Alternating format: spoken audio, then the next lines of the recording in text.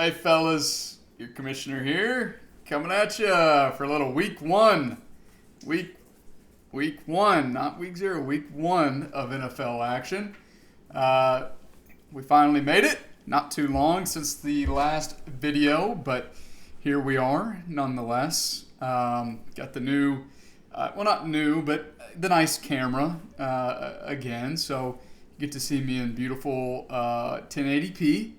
Of course, a good microphone is here as well. I got some positive feedback from the microphone, so got them both hooked up, ready to rock and roll. Start off as we always do. The Hogs got off to a 1-0 undefeated start to the season. Yes, sir. Beat Cincinnati. What was it? 31-24. Did we score that many points? I don't think it was that, right? Hold on. Memory's not what it wants. 31-24. Hey, how about that? I was right. Okay. KJ looked like a beast, of course. Secondary's got a little work. Seems like Catalan and Slusher are going to be out for an extended period of time. That's not the best news. Brody, stop eating their food. No. Sorry about that, kids. You know what I mean? Brody, no. Get away from there. Go.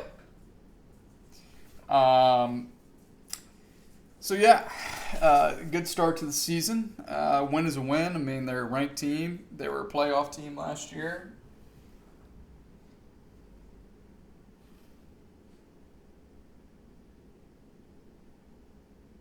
He's trying to do it again.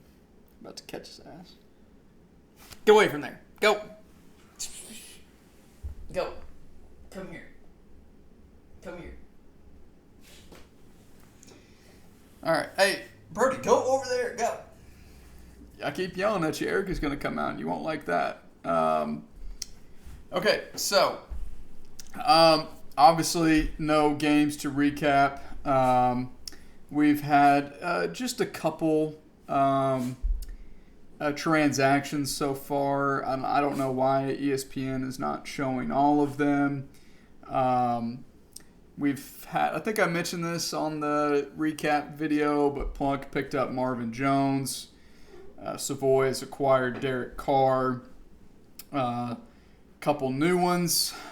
David Njoku was acquired by the Fat Bastards. Good little upside pick.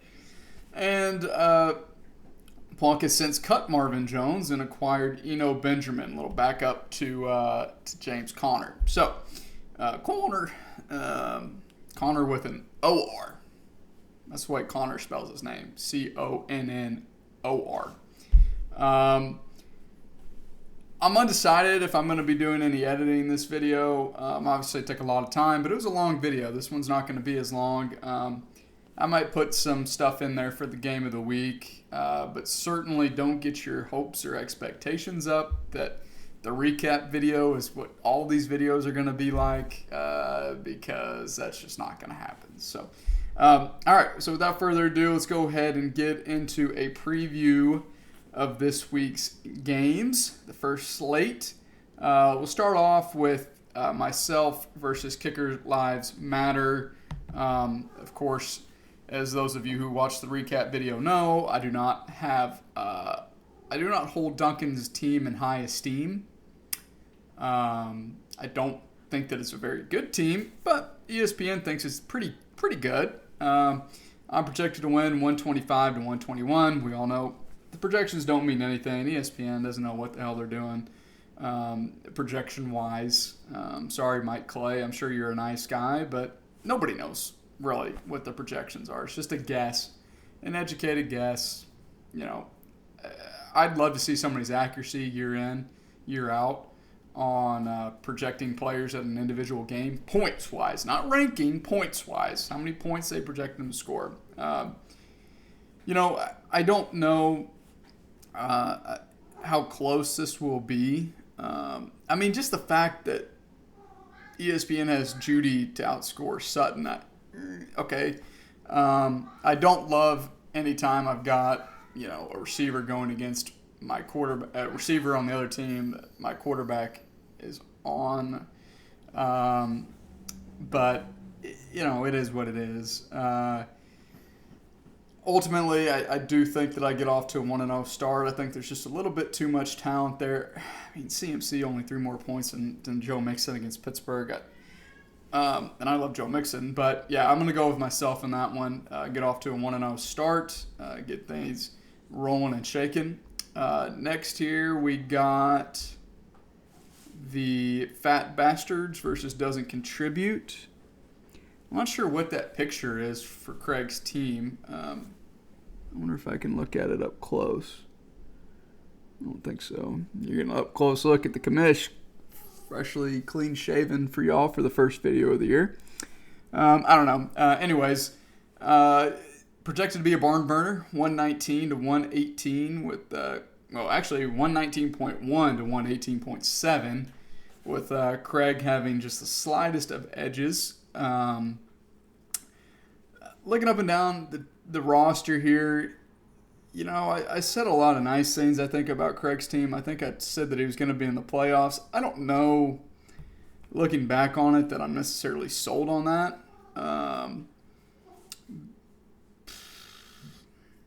It's just two teams that are somewhat incomplete in my mind. They got some really good guys.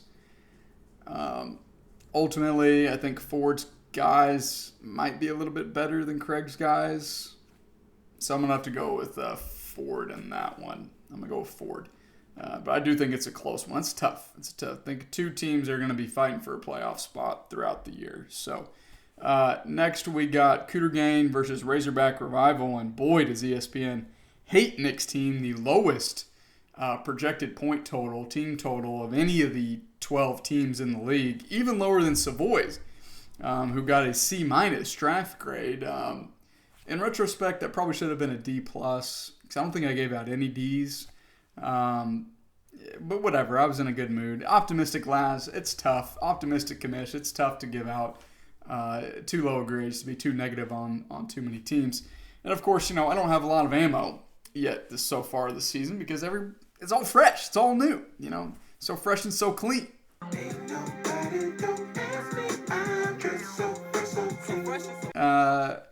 As the great poet Andre 3000 once said.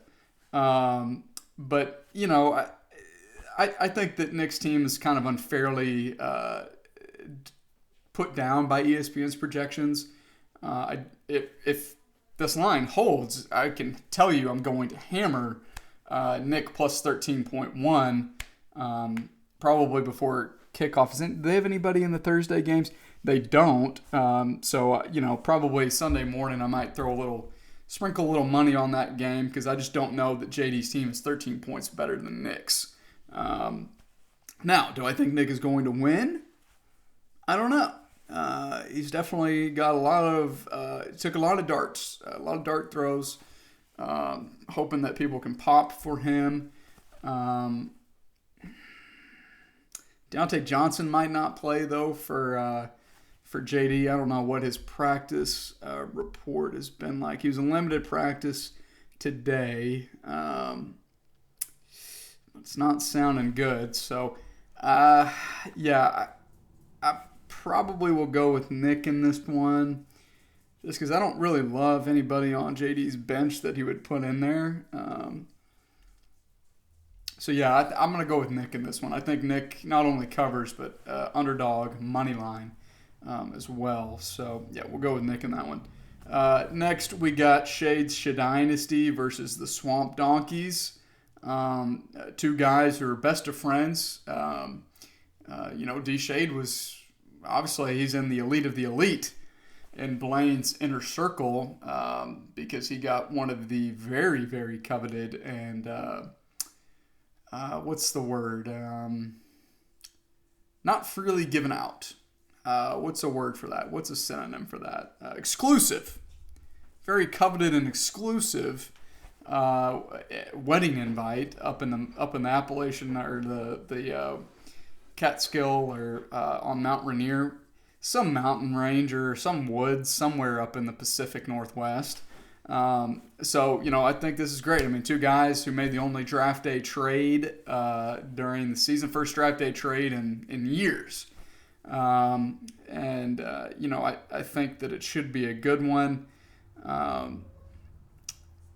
Shade, has already started talking a little shit, at least to me, about Blaine's team. He felt like Blaine did not deserve the same draft grade as Shade. He thinks that Blaine's team is dog shit. So hey, he's got an opportunity to put his money where his mouth is. Week 1 right here. Looking at this team, these guys are both solid teams. I think that they're probably going to be scratching and clawing for a playoff berth as well. Wow, Blaine, you coward. You're not starting Damian Pierce. Thought you liked that guy.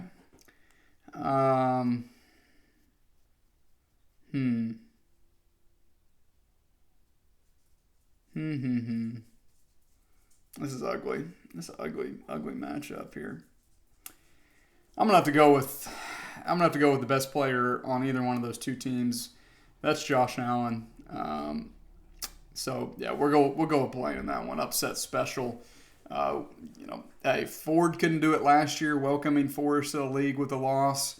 Blaine, I'm counting on you to initiate Mr. Shade and let him know the rude awakening that he is in for the whole rest of the season. So please don't let me down like Ford did, and I won't have to rip your team a new asshole next week, all right?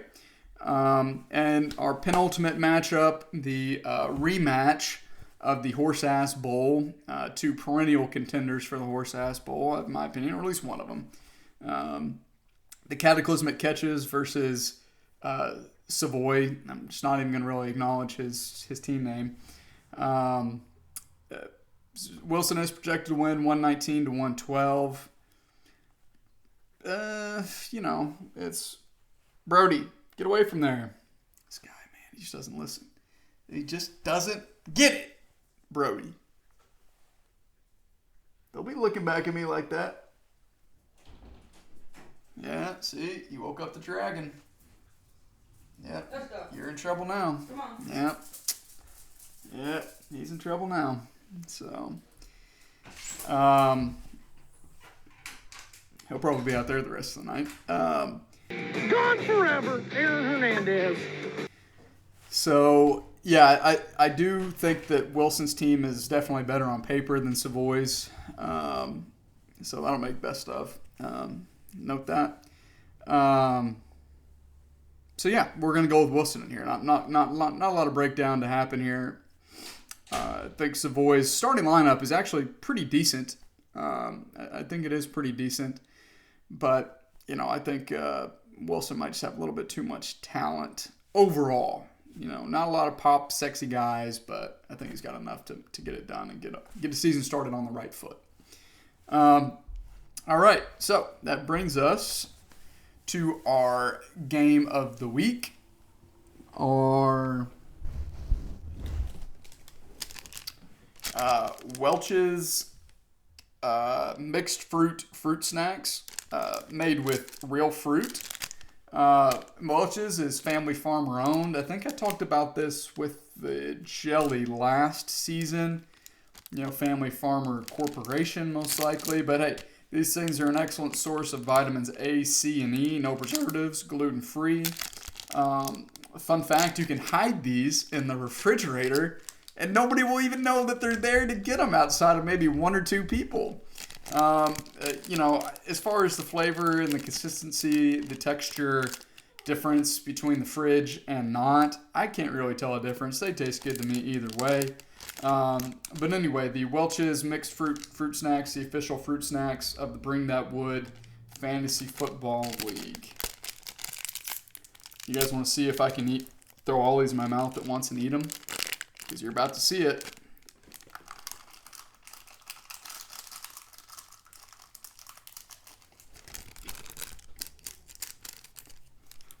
Woo!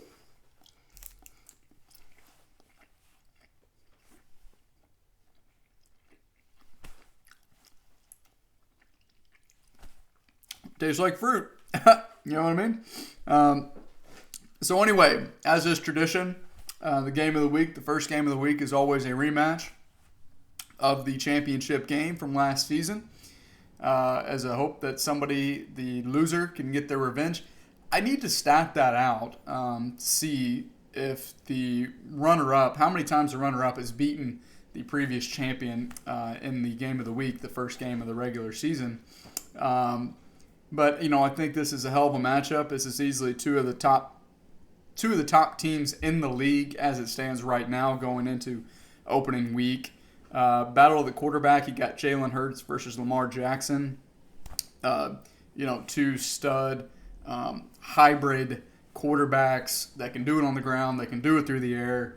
I really wanted Jalen Hurts, as I mentioned, did not get him.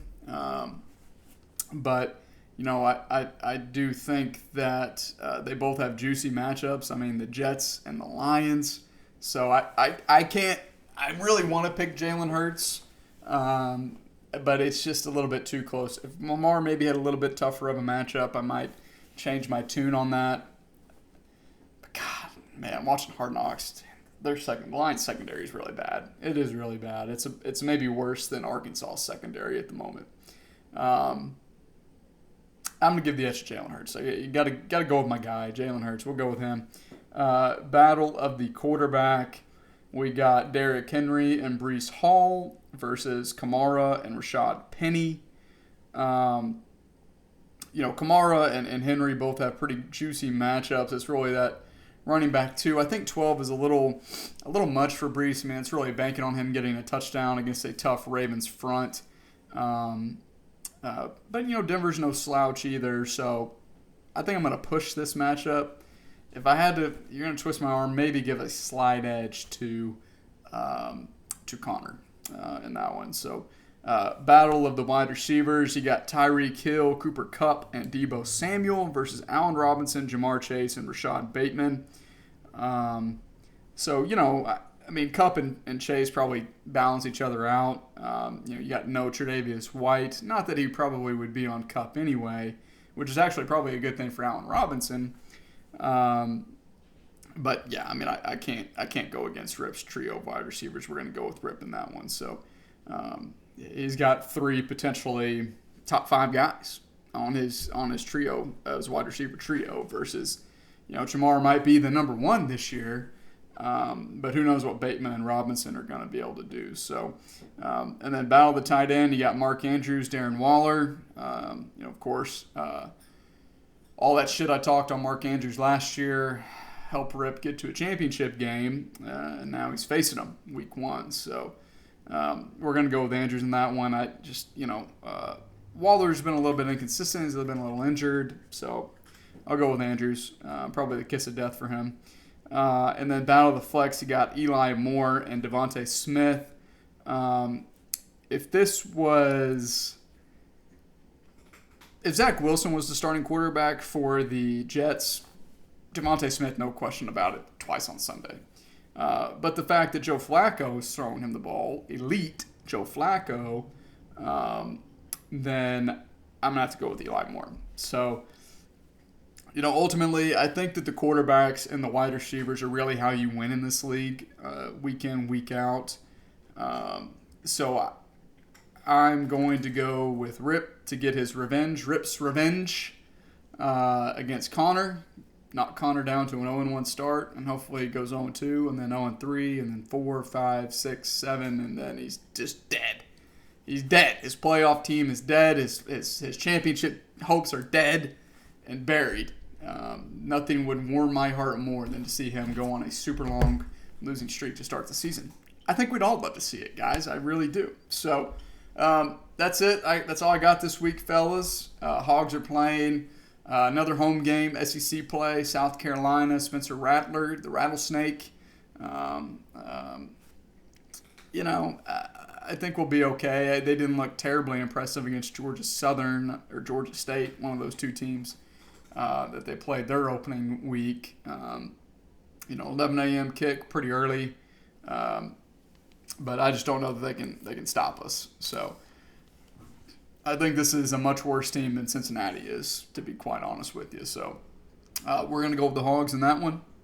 keep the undefeated season rolling along. And anyways, that's all I got. So good luck this week, fellas. Opening week, no injuries. Fingers crossed, no injuries for anybody, except I'm not going to put that out there. No injuries for anybody, of course. We never want anybody to get injured. And, as always, whoop pig.